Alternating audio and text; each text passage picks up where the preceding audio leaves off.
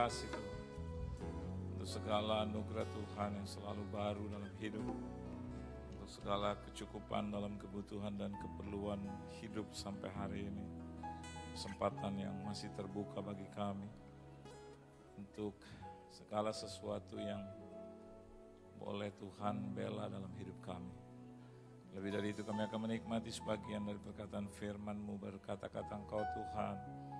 Kuasai ruangan ini, bahkan ruangan hati kami yang terdalam. Segala bentuk kuasa yang bukan dari Tuhan patah dalam nama Yesus. Biar roh Allah, roh kudus, Tuhan Yesus Kristus sendiri yang bekerja. Berfirman Engkau Tuhan. Dalam nama Yesus kami sambut firman-Mu. Haleluya. Amin. Beri tepuk tangan dulu yang meriah buat Tuhan. Silakan duduk. Shalom. Terima kasih buat Tuhan Yesus yang mengundang saya. Terima kasih juga buat tuan rumah di sini, gembala, sidang, koordinator, dan juga seluruh jemaat Tuhan yang dikasih Tuhan. Saudara bersuka cita? Amin. Buka Alkitab kita dalam satu kebenaran firman Tuhan di dalam Injil Lukas, pasalnya yang ke-7, ayatnya yang ke-16 saja terlebih dahulu. Injil Lukas pasalnya yang ke-7, ayatnya yang ke-16, kita boleh baca bersama-sama. Lukas pasalnya yang ke-7, ayat yang ke-16. Dapat semua? Ya. Kita akan baca dengan suara yang keras bersama-sama. 1, 2, dan 3. Semua orang itu ketakutan dan mereka memuliakan Allah sambil berkata, seorang nabi besar telah muncul di tengah-tengah kita. Dan Allah telah melawat umatnya. Amin, saudara. Di situ dikatakan semua orang tanpa terkecuali ketakutan. Tapi pastinya kalau kita baca lebih lanjut atau kembali dimulai dari ayat yang ke-11 tentang Yesus membangkitkan anak muda di Nain ini, ketakutan yang dimaksud bukan ketakutan layaknya bom yang meledak, ancaman bom, bukan. Tapi ketakutan di sini ada terusan, ada selanjutnya, dan mereka memuliakan Allah. Saudara, ketakutan yang ada dalam hidup kita, jangan dia berdiri sendiri. Harus ada jawabannya. Kalau tidak, ketakutan itu akan semakin menghancurkan hidup kita. Gereja-gereja sekarang begitu responsif untuk menjaga keamanan sekitar, sekeliling pasca bom Solo. Saya yakin bahwa Tuhan juga bukan membiarkan tapi mengizinkan itu terjadi karena Dia juga bisa melihat ada sisi lain yang positif dari dampak itu. Saya tidak bermaksud untuk mengecilkan arti penderitaan bagi bom Solo, atau mungkin orang berkata, ya Bapak keluarganya nggak ada di situ, komentarnya gampang. Tidak. Buktinya pasca bom Solo itu kita juga was-was. Buktinya di bawah juga diperiksa. Dan itu baiknya. Dulu kan sembarang aja orang masuk. Bukan berarti bahwa setiap orang yang ke gereja harus diperiksa, tidak. Untuk berjaga-jaga. Dan kalau kita duduk di gereja sekarang kan lihat kiri kanan gitu, kenali mungkin orang yang duduk di sebelah kita, apakah kurus, apa gemuk gitu. Kalau gemuk ya mungkin Anda lihat lebih jauh gitu, gemuknya karena memang gemuk benar atau digemuk-gemukin. Mungkin ada dia bawa sesuatu gitu loh. Sekarang orang gampang curiga. Pakai rompi salah, pakai jaket salah. Terus tas ransel juga udah gak boleh masuk, Pak, Bu. Jadi memang udah gak boleh bawa makanan ke dalam gitu. Saya mau katakan buat Anda ini bentuk lain. Jadi ketakutan itu tidak berdiri sendiri. Maksudnya memang kita dengar berita seperti itu ada rasa, wah. Tapi harus ada kelanjutan. Memuliakan Tuhan jalan terus. Amin, saudara. Jangan terus berhenti. Memuliakan Tuhan adalah tugas saya dan Anda. Jadi koordinator di tempat ini gak boleh terus, wah gawat. Wah kalau gue yang di depan, terus tau-tau bomnya sebelah gue, terus taruh nih umpama nih gue di dalam, terus dia di sebelah gue juga gimana tuh? Tidak. Lihat bom Solo, mereka mungkin merencanakan untuk ledakan di dalam. Tapi kan kenyataannya ledakannya di luar. Kembali lagi kita bisa melihat kebaikan Tuhan. Jadi kerusakannya mungkin jauh lebih kecil daripada dia di dalam. Dan Anda bisa bayangkan kalau juga ledakannya di dalam, dampak bagi gereja lain gitu. Wah, rumah dia kok diledakin bisa kok Tuhan izinkan. Mungkin ada komentar itu. Tapi kembali kita bilang, oh amin, terpujilah nama Tuhan. Biarpun bomnya meledak, tapi Tuhan tetap menjaga dan melindungi. Saudara, jangan biarkan rasa takut kita melebihi rasa percaya kita kepada Tuhan. Itu jawabannya. Was-was iya, agak-agak khawatir dalam usaha, dalam mungkin baca koran, dengar di radio. Dalam 6 bulan ke depan terhitung bulan Oktober ini, Indonesia seperti biasa akan merasakan imbas krisis itu. Seperti biasa saya katakan, memang dari dulu Indonesia begitu. Suka merasakan krisisnya setelah yang lain itu pulih baru kita rasa.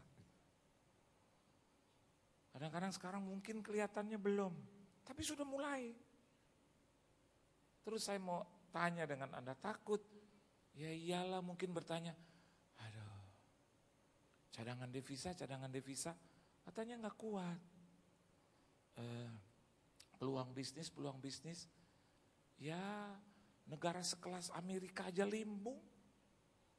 Eropa yang begitu keren dulu kan, dengar Italy, waduh kalau kita dengar Italia, kota mode, ya. Di sana banyak sepatu-sepatu hebat, jas-jas hebat. Sekarang dengar Italy, orang-orang bilang, waduh bentar lagi roboh tuh. Dengar Yunani, juara Eropa dulu.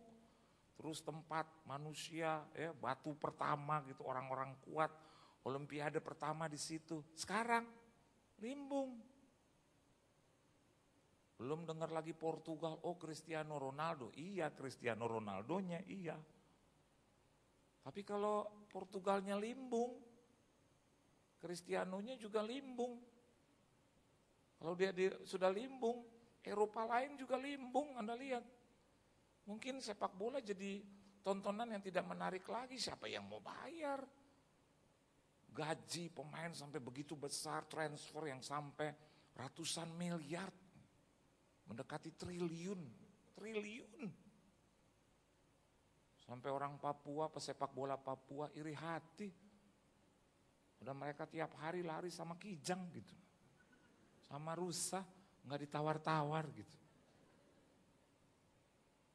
Anda lihat Indonesia sekarang juga mengalami mungkin desas-desus yang seperti itu. Jangan ketakutan itu berdiri sendiri. Harus diikuti dengan langkah tetap memuliakan Tuhan. Amin, saudara. Tetap. Ku pandang wajahmu. 6 bulan lagi lo pandang-pandang, 6 bulan krisis. Dan berseru. Nanti kena lo kita. Pertolonganku datang darimu. Tidak bisa tidak, semua negara nanti kena.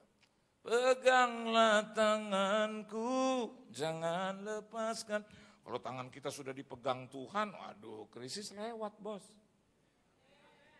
Kalau kita pegang tangan Tuhan mungkin terbatas, tapi Tuhan gitu loh pegang tangan kita. Tak terbatas. Anda tidur dipegangin terus, kan keren. Begitu krisis ada, pindahin. Anda nggak sadar, terus mungkin di bisnis yang lain gitu, Anda nggak ngerti mulai dari nol, tapi karena Tuhan pegang tangan kita aman terus. Ada krisis lagi mau hantam kita, diangkat set. Tapi kalau kita pegang tangan Tuhan kan suka lupa kita. Bos capek nih, tidur dulu bos. Liwat kita. Ada krisis udah segini, Tuhan tolong, Tuhan tolong. Itu yang pertama. Yang kedua, di situ dikatakan sambil berkata seorang nabi besar telah muncul di tengah-tengah kita. Bagi mereka Yesus adalah nabi, tapi tidak bagi saya dan Anda. He is the Lord. Amen. He is the greatest one. Dia besar. Ada kata yang menarik perhatian saya di situ, muncul. Bahasa Jakartanya nongol. Nah, Tuhan yang besar itu jangan sekedar daging tumbuh dalam kehidupan kita. Sekedar seperti tumor gitu loh, kanker. Tapi Tuhan itu harus muncul. Kelihatan dengan jelas. That you and me, saya dan Anda di sini adalah pengikut Kristus sejati. Kita makin berkurang-kurang, Yesus yang makin bertambah-tambah. Kelihatan, orang belum kita ngomong dia juga udah tahu tipikal apa kita. Dia lihat your smile aja dia udah tahu. Orang Kristen nih, Kristen. Anda cuma sedikit. Orang udah tahu. Ini senyum Kristen nih, senyum Kristen. Ngomong baru sedikit aja. Iya, orang nih kayaknya orang Kristen nih, Kristen. Dari sorot mata aja orang udah tahu, you know why? Karena Yesus yang kelihatan di situ. Kalau bukan Yesus sorot matanya coba Anda lihat-lihat saya. Bisa kelihatan. Kalau yang bukan Yesus tuh.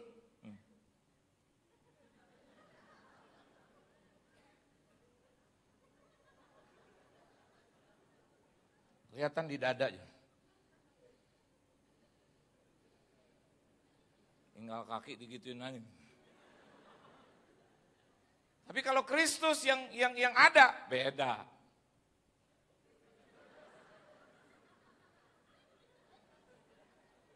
Kelihatannya bodoh, tapi tegar.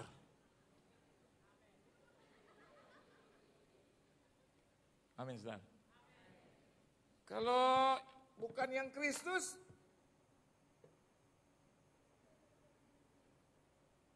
biar duit cuma 2.000. Sombongnya kelihatan banget.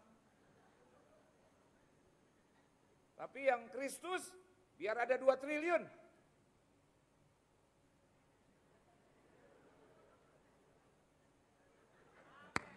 Beri tepuk tangan ya Maria Putri. Apa yang harus terlihat dalam hidup kita? Kekayaan kita. Inggris kita yang was-was. No, I think that. Gitu. Inggris keren tapi tidak diikuti dengan rasa takut akan Tuhan juga sia-sia. Kadang orang cantik tapi nggak ada Yesus, kering. Tapi orang biasa ada Yesus, kelihatan nggak bosen dilihat. Betul nggak? Ada orang yang di luar Kristus, biar dia jalan dibuat-buat. Kita rasa itu ya, enak. Tapi ada orang yang di dalam Tuhan, jalannya mungkin kayak, tapi kita lihat itu kayak asik ke jalannya, asik gitu. Kayak orang mau kecerimet terus gitu. Kita tetap bilang, asik. Kenapa? Karena wajahnya selalu, Pak, gitu. Dalam ibadah juga harus kelihatan Yesus. Saya masih lihat wajah-wajah yang gak kelihatan Yesus. Terus ada yang gini nih. Duduk masih bisa tolak pinggang. Saya mau katakan buat Anda, di gereja di dalam dan di luar gereja harus sama. Saya dengan anak-anak, nih 2 anak. Kalau di khotbah saya ngomong gitu, kalau saya makan saya juga berusaha ngomong gitu. Biar mereka tahu bahwa Papa gak munafik ya. Karena penilai paling kritis dalam hidup kita tuh orang terdekat. Istri, anak, orang tua, kakak, adik. Dan jangan lupa pembantu. Jangan pernah lupa itu tuh, ya. Jangan pernah lupa. Anda nyanyi keren di sini bawa pembantu Anda, terus di rumah Anda maki-maki dia. Pembantu jadi geli sama kita. Lucu ya, gereja mulu. Begitu di rumah lagi ngomongnya kotor. Ada teman saya tuh majikan, aduh kalau bersaksi sama pembantunya, terima Yesus loh gitu. Jangan tuh pembantu saya aja takut. Ngomongnya gitu ya. Terima Yesus, ayo terima lu gitu. Saya bilang jangankan pembantu saya aja takut. Tapi kalau suruh pembantu, Siti,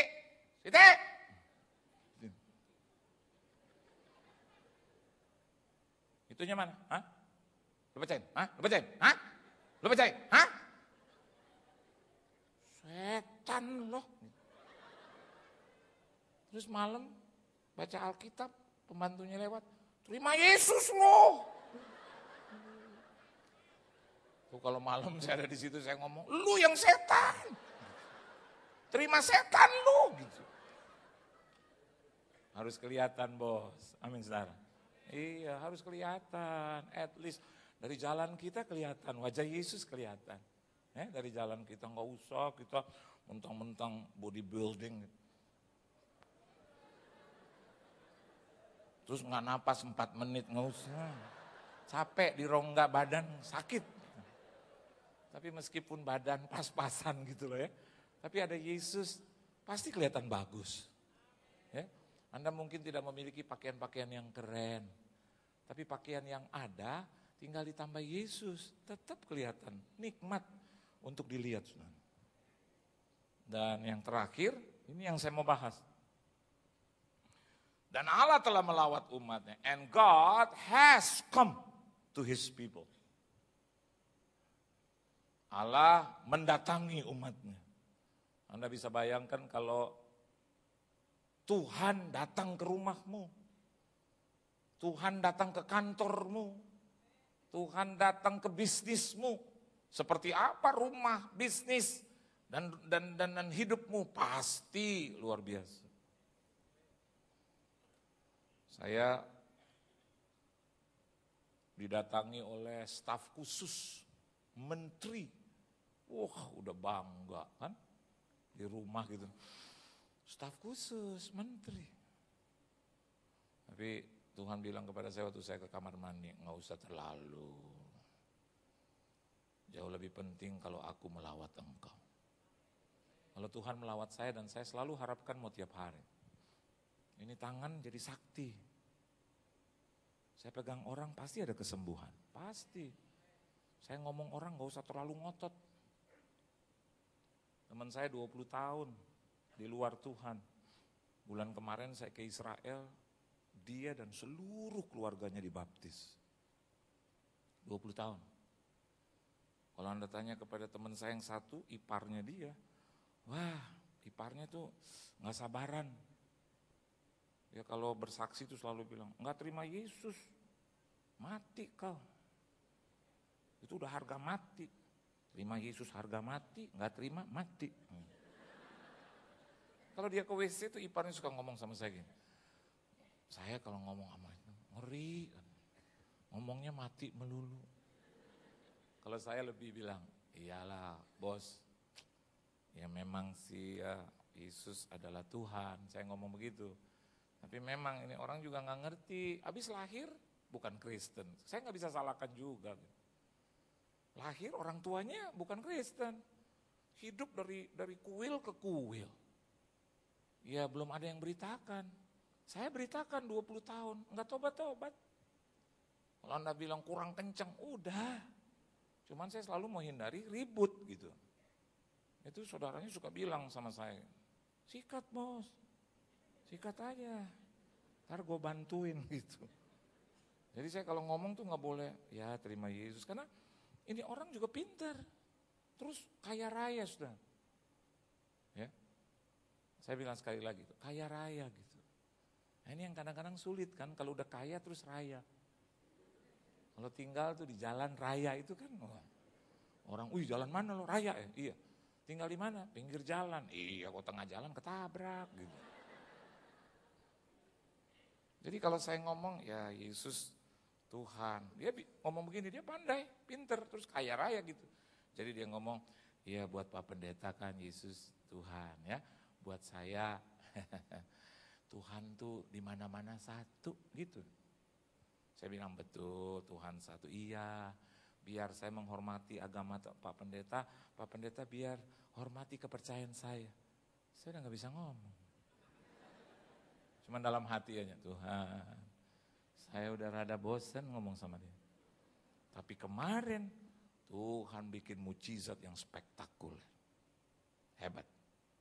Istrinya telepon istri saya, karena istri saya ajak dia ke Israel, karena di bulan Lebaran. Dan istrinya bilang nanti aku tanya suami ya. Terus tiba-tiba dia tanya suaminya nih, pendeta mau pergi ke Israel. Terus dia pegang itu brosur, terus dia hanya lihat sebentar. Terus besoknya dia ngomong kepada istrinya, "Mah, liburan memang kita gak usah kemana-mana, seluruh dunia kita udah kunjungin. Israel yang kita belum kunjungin." Dia ngomong itu. Bagi Tuhan untuk melakukan mujizat sangat mudah. Sekeras-keras hati orang, kalau Tuhan sudah robah, dia gak bisa bertahan. Dia bilang, ini bagus nih. Gitu. Mah, kita semua daftarin 11 orang. Daftarin. Gampang ya. Pada 20 tahun saya bersaksi, susahnya minta ampun. Tapi itu bisa tiba-tiba. Gitu. Terus dia ngomong begini.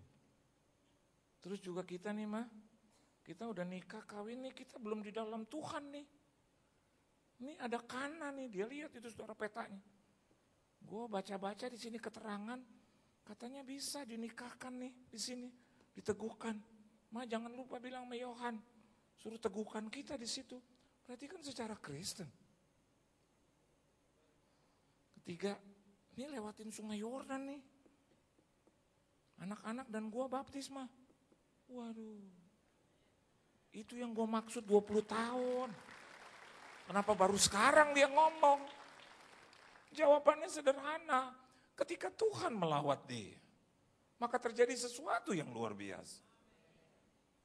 Dan betul dibaptis, saudara tahu dibaptisnya?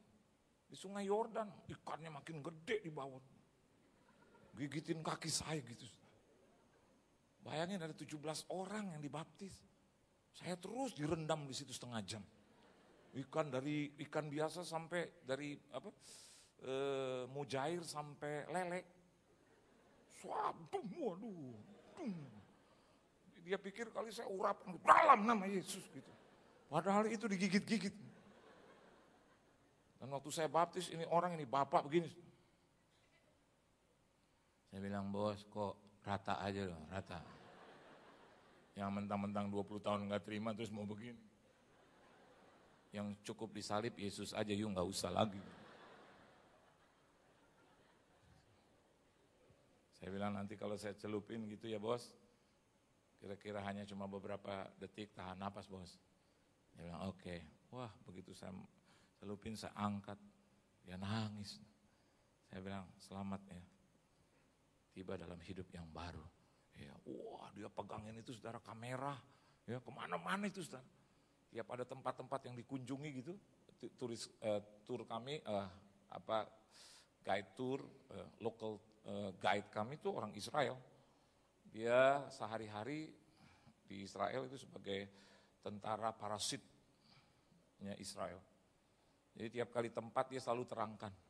Nah saya tuh kalau ada satu tempat karena saya pikir banyak yang non-Kristen gitu. Terus akhirnya di sana boleh jadi pengikut Kristus. Jadi saya suka suka sedih gitu dan sekaligus bangga. Jadi kalau ada katakanlah di Via Dolorosa, terus ada perhentian ya, di mana Yesus jatuh, terus dia pegang itu tembok dan di situ ada tapak tangannya gitu. Nah, karena sudah diterangkan dia bilang di sini tapak tangan Yesus waktu dia pegang itu dan dia jatuh. Nah, jadi saya terangkan begini, saudara-saudara, Anda perhatikan 2000 tahun yang lampau. Inilah di mana Yesus meletakkan tangan. Dia nomor 1. Terus saya suka pancing, tapi memang dari hati juga. Saya pegang terus saya cium. Orang ngantri semua dari belakang. Cium ya Pak, cium. Enggak, saya cuma lihat ini bagus aja. Saya yakin dan dengan iman, karena sudah ditandai seperti ini ya, oke. Dan mereka itu sampai foto. Dan ketika sampai di Golgota, nangis. Dan di sebelah saya, dia ngomong begini. Alkitab tuh Pak Pendeta, Alkitab itu adalah kebenaran. Dan ini Pak Pendeta, ini jalan di Israel ini adalah kenyataan. Saya mau bilang kemana aja lo 20 tahun. Saudara, kalau Tuhan melawat kita, hidup kita jadi keren. Nah, pertanyaannya sekarang, kapan Tuhan melawat kita? Mungkin ada di tempat ini bilang, saya sudah rajin ke gereja Pak, tapi rasanya kok Tuhan belum melawat-lawat. Ada kebenaran firman Tuhan di sini. Yang pertama, coba Anda lihat ayat yang ke-11. Ya, ayat 11 dari pasal yang ke-7 itu. Yuk baca sama-sama, 1, 2, dan 3. Kemudian Yesus pergi ke suatu kota yang bernama Nain. Murid-muridnya pergi bersama-sama dengan dia, dan juga orang banyak menyertainya berbondong-bondong. Acap kali kita juga suka menemukan ada ayat yang berkata begini, kemudian Yesus dan murid-muridnya pun pergi bersama-sama dengan dia ke satu kota apa. Tapi hari ini tidak. Di situ dikatakan Yesus pergi ke suatu kota yang bernama Nain. Saya berpikir begini saudara, tanpa pergi ke Nain pun, kalau Yesus mau lakukan mujizat dari Kapernaum, kan sebelumnya ada cerita tentang seorang perwira di Kapernaum yang memiliki hamba dan hambanya disembuhkan. Dari Kapernaum aja gak usah susah-susah Yesus sembuhkan dia punya roh. Ke Nain. Saya yakin dan percaya anak muda itu bangkit. Yakin. Tapi dia tidak kerjakan itu.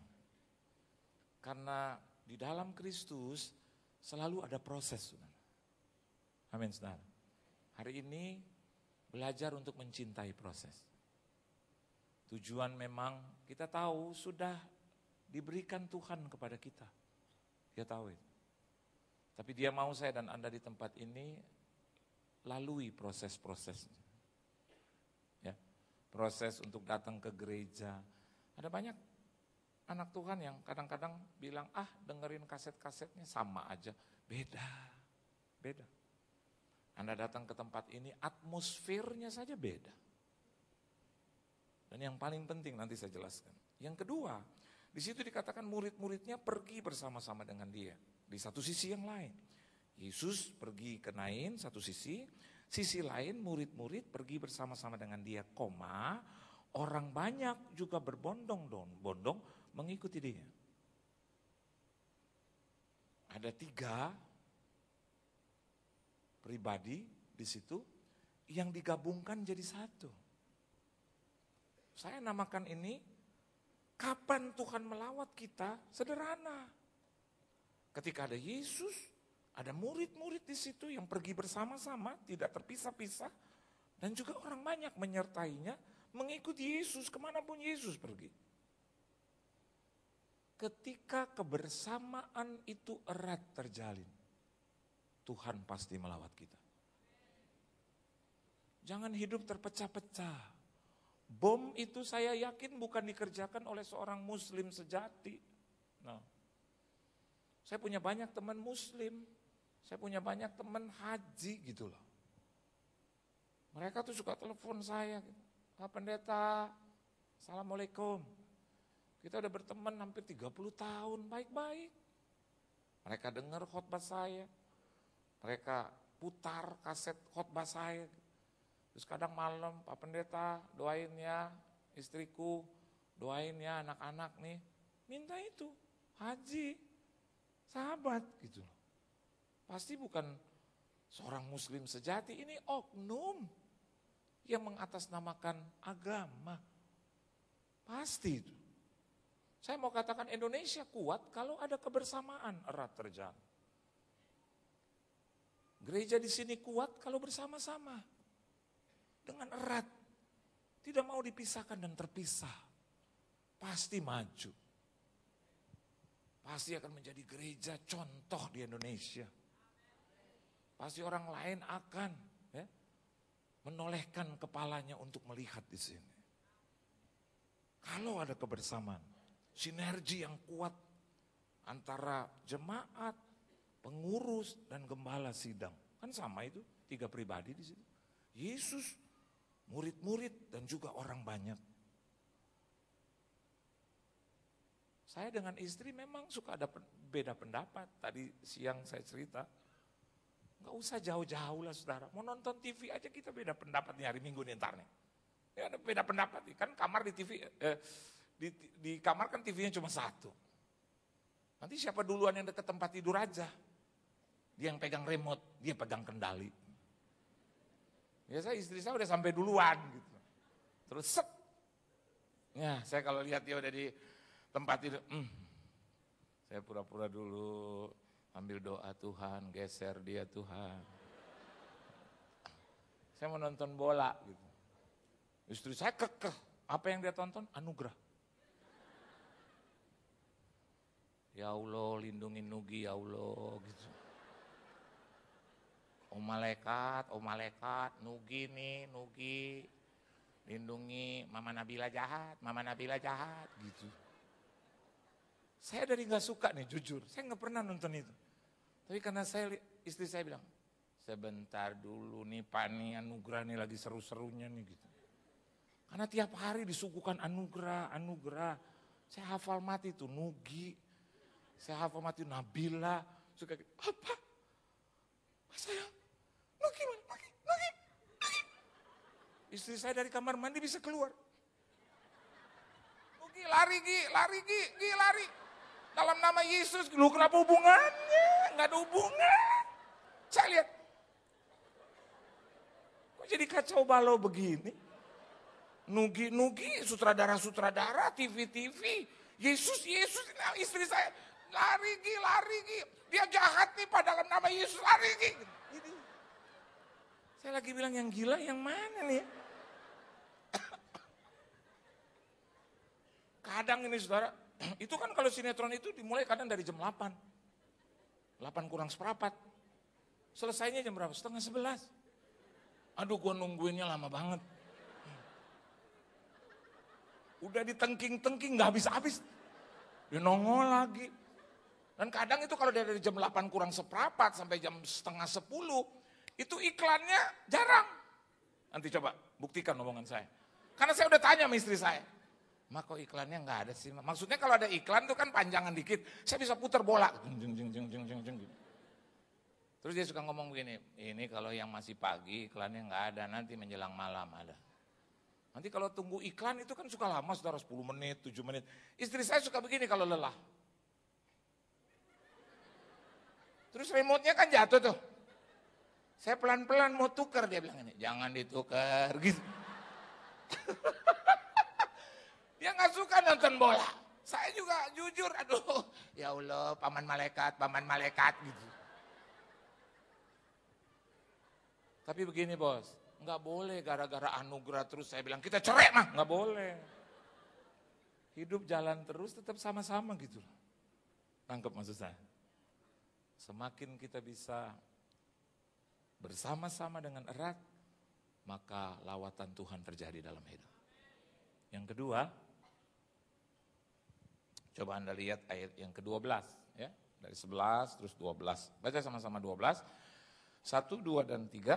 Setelah ia dekat pintu gerbang kota, ada orang mati diusung keluar. Anak laki-laki, anak tunggal ibunya yang sudah janda, dan banyak orang dari kota itu menyertai janda itu. Selain ayat itu mencatat banyak orang, ada banyak apa lagi di situ di ayat 12. Saya tangkap ada banyak koma. Coba lihat, betul nggak? Saya amati ini komanya banyak banget sih gitu. Artinya apa? Nah kita lihat pelan-pelan. Setelah ia dekat pintu gerbang kota, koma, jangan biarkan Yesus dekat dalam hidupmu. Tapi biarkan Yesus masuk dalam hidupmu. Karena kalau hanya cuma dekat gerbang, berarti masih di luar pintu rumah kita. Itu masalah. Yesus hanya di situ, masalah, enggak bangkit. Itu yang pertama, masalah yang pertama. Yang kedua, di situ dikatakan ada orang mati diusung keluar. Saya mau tanya dengan Anda, mati masalah enggak? Masalah. Baik bagi khususnya yang ditinggalkan. Enggak mungkin kematian itu bukan masalah. Masalah. Anda jarang lihat orang tuh ya, suami atau istrinya mati, terus ketika Anda melayat, terus mati juga dia gitu. Enggak lah. Karena masalah, Anda akan menemukan muka-muka yang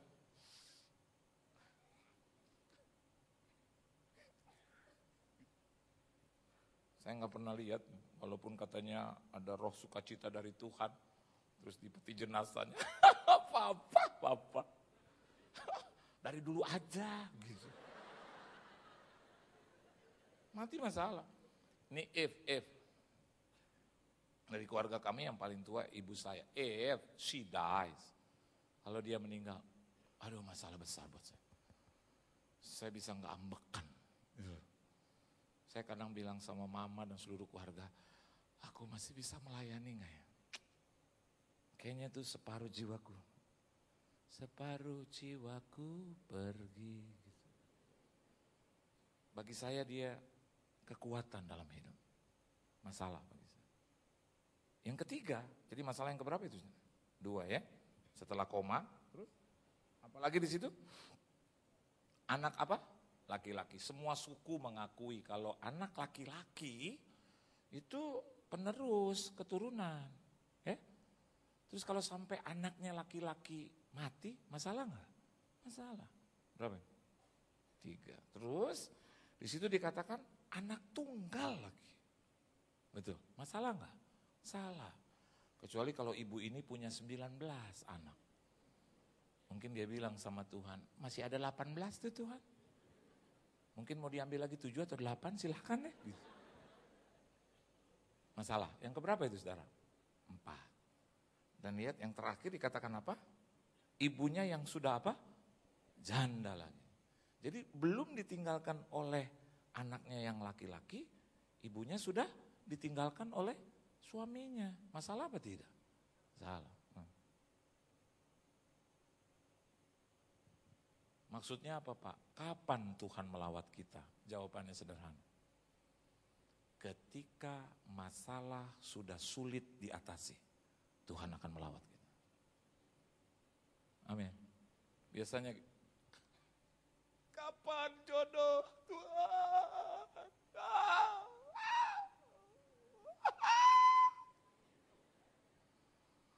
Udah minta tiap tahun Tuhan, kapan?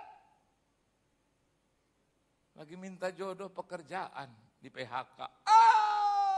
Tuhan, jodoh aja udah gak dapet. Kenapa harus aku lagi di PHK Tuhan? Gak ada lagi orang yang lebih parah daripadaku untuk di PHK Tuhan. Begitu di PHK,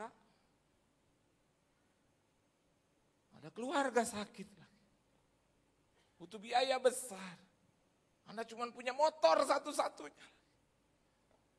Terus harus dijual, kalau tidak dia nggak bisa dioperasi. Anda bilang, ini bagaimana ini Tuhan? Jangan cepat-cepat adili Tuhan. Jangan. Tuhan sedang melawat engkau.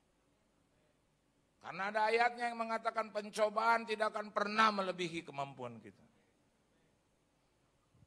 Dulu saya juga gitu rasakan itu. Oh tuh, udah cari pekerjaan setengah mati.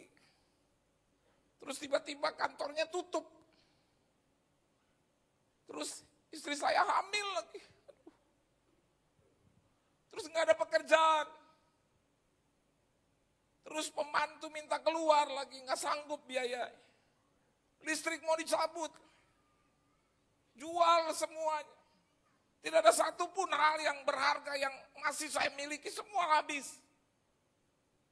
Saya bilang, what's wrong, Lord? Saya uji gitu diri saya, aduh. Rasanya udah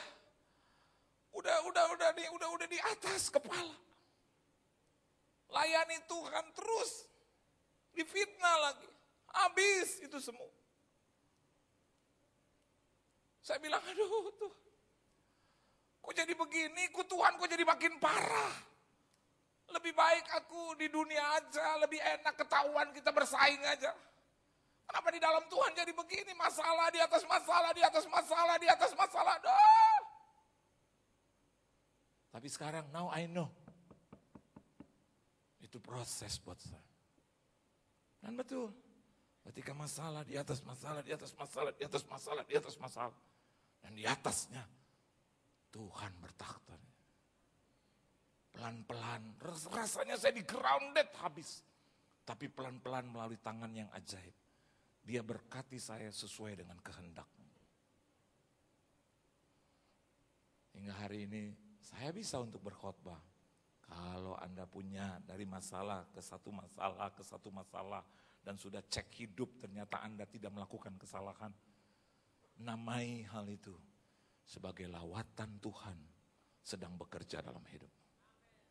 Wanita ini juga begitu. Tuhan melawat dia.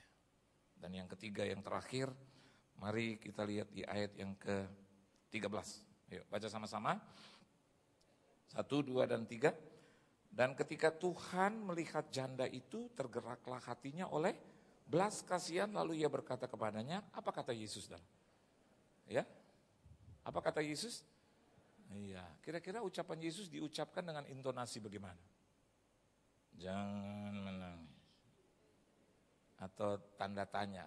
Tapi ternyata di situ kan tanda seru bahasa Indonesia, betul nggak? Alkitab Anda sama nggak dengan Alkitab saya? Tanda seru. Jadi artinya begini, stop crying. Tanda seru gitu, stop crying. Don't cry. Saya baca itu berulang-ulang, terus saya agak tertawa gitu. Tuhan aneh juga ya. Orang lagi berduka. Coba Anda datang gitu di rumah duka, ada seorang istri ditinggalkan oleh suaminya, Anda datang dengan pengurus, Anda buka pintu, terus ini orang, katakanlah ini ibu pengurus juga di gereja, terus lihat Anda semua pengurus datang, kira-kira apa yang dia kerjakan? Suka begini, Ustaz. Makin keras tangisannya.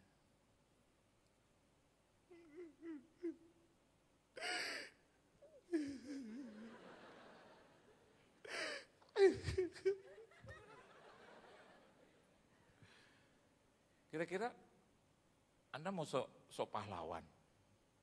Anda tepuk-tepuk dia, jangan nangis, Bu. Tertawa yang keras. Tertawa. Anda akan diusir dari ruangan itu. Pasti. Saya nggak pernah seumur hidup, nggak pernah. Kalau ada orang yang nangis gitu, kehilangan bapaknya, dia lihat saya itu. Apa pendeta? 3 hari yang lalu kan masih ngomong sama bapak. Dia tinggalkan pesan apa, Pak? Nggak tahu, dia nggak tinggalin apa-apa. Terus dia lari ke saya, anak muda, laki-laki. Saya ikut nangis. Jangankan untuk bilang, don't cry. Don't cry. Don't. Nggak mungkin kan Yesus, itu kan tanda seru. Kan tidak tanda tanya. Kalau tanda tanya Yesus pasti bilang begini, don't cry. Don't cry. Gitu. Tanda seru, jadi bacanya harus stop crying. Stop crying. Maksudnya apa, saudara? Yang ketiga, kapan Tuhan melawat kita? Ketika duka cita kita rubah jadi sukacita. Amin. Udah gak kuat, tetap sukacita harus menjadi gaya hidup. Selalu tadi saya bilang. Walaupun hati boleh gundah gulana. Uang mungkin cuma tinggal 4.200. Tapi tetap. Mantap, mantap. Gimana bos kabar? Baik. Duit baik nggak? Baik. Maksudnya tersimpan baik di sini gitu. Tapi kadang udah nggak punya apa-apa itu muka. Bagaimana Anda ditawar orang? Jodoh lari daripadamu.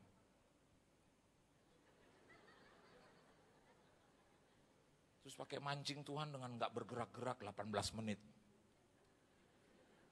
Kaku tuh badan semua. Tapi coba belajar itu. Saya kalau di rumah, anak saya gak tahu. Mereka gak pernah tahu saya punya uang atau enggak. Gak pernah tahu. Selalu muka saya. Yang muda suka bilang kakak, ini papa pasti banyak duit. Kakaknya bilang, so tahu loh, sangat banyak duitnya. Padahal saya sedih, lo gak tahu kantong gue, lo gak tahu. Tarik-tarik saya, Pak beli iPhone 4 dong Pak. Ini, jujur nih, ini kisahnya kan di hadapan mereka gitu. Kadang, tapi saya gak perlihatkan. Kapan? Emang berapa sih Kak harganya? Sambil saya doa gitu, Tuhan jangan membuat jantungku copot Tuhan. Terus bilang gak mahal kok Pak. Bisa dibeli bangsa berapa sih sekarang 10 jutaan gitu. Itu khotbah saya 4.200 kali. Tapi saya bilang oke. Ulang tahun aja dia minta mobil, saya gak ada rasa gitu. Hah? Kurang ngajar kamu ha? Aku minta mobil ya Pak ya Pak. Tadi Papa udah janji loh, Papa tadi udah angkat tangan, Papa pendeta, ayo Papa pendeta, ayo Papa gak boleh bohong dalam nama Yesus, Papa harus kabulkan. Alis saya gini. Tanya dia, betul? Betul? Your daddy telling the truth? Saya selalu bilang, istri saya suka marah, istri saya suka, gak usah gitu, ngapain sih Pak, gak usah, aku tahu kamu. Saya bilang tahu apa? Dompet kamu udah gak ada isi. Jangan suka buka rahasia depan anak-anak. Melemahkan juga mereka. Terus istri saya bilang gak usah Pak. Udah biarin. Gue cuma senengin hati dia. Dan kadang gue gak mau naik, Tuhan yang angkat alis gue naik. Kan malam saya minta nih. Tuhan tuh anak saya minta mobil. Ya bolehlah Tuhan ya kayaknya. Dia kuliah jauh Tuhan, di Venus International, jauh. Dan sopir itu dipakai istri saya untuk melayani ke orang-orang susah. Terus hamba-hamba Tuhan, yang kadang dipakai juga buat anak saya untuk di sini, di Sunter, di Jubilee. Tuhan saya bilang, aduh, jadi bolehlah dia sendiri. Dan dia kan juga gak boleh ganggu saya punya sopir, kan untuk pelayanan. Tuhan kasih. Benar-benar dia kasih. Tiap malam saya minta, tapi selalu saya bilang sama anak saya, belajar yang benar. Oke. Tapi nanya terus, mobilnya mana? Belajar yang benar. Saya bilang belajar yang benar. Saya bilang sama istri saya, pasti dia kasih, pasti. Dia kasih. Ada anak muda kemasukan Roh Kudus.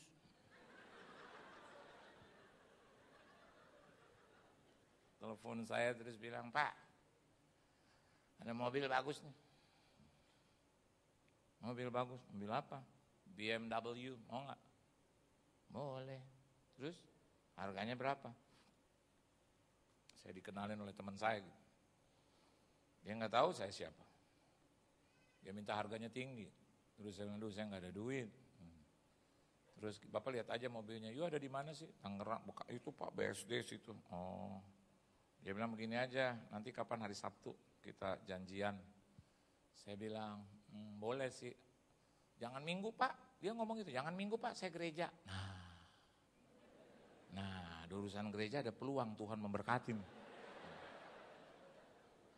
Saya bilang, oh sama, saya juga kalau minggu nggak bisa. Oh kayak gini Pak, saya jam 10, jam 12, jam 1 selesai, jam 3, jam 4 bisa. Oh saya nggak bisa, kalau minggu nggak bisa diganggu saya. Kenapa? Bapak kenapa Pak? Emang Bapak kerja hari Minggu? Iya, itu pekerjaan utama saya hari Minggu. Ditanya, emang Bapak apa? Bapak pendeta. Kok tahu aja kamu? Bapak pendeta? Iya. Hah? Ngomong-ngomong siapa nama Bapak? Saya bilang, saya Yohan Lumoeno. Pak Jan! Pak, shalom! Saya bilang, shalom. Pak, ibu saya itu penggemar berat Bapak kalau di kaum ibu. Pak, gini Pak, alamat Bapak di mana sih Pak? Kenapa? Bapak saya mau bawa ibu saya sama tunangan saya, boleh nggak Pak? Saya mau foto-foto sama Bapak. Ibu saya mau foto terus sama Bapak. Saya bilang, bawa, mobilnya juga bawa dong.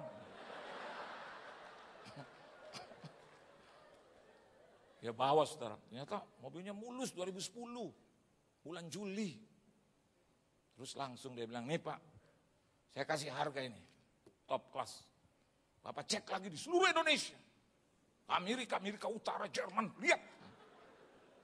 Pasti harga bersaing. Nggak akan mungkin bisa lawan harga saya. Karena ini harga surgawi.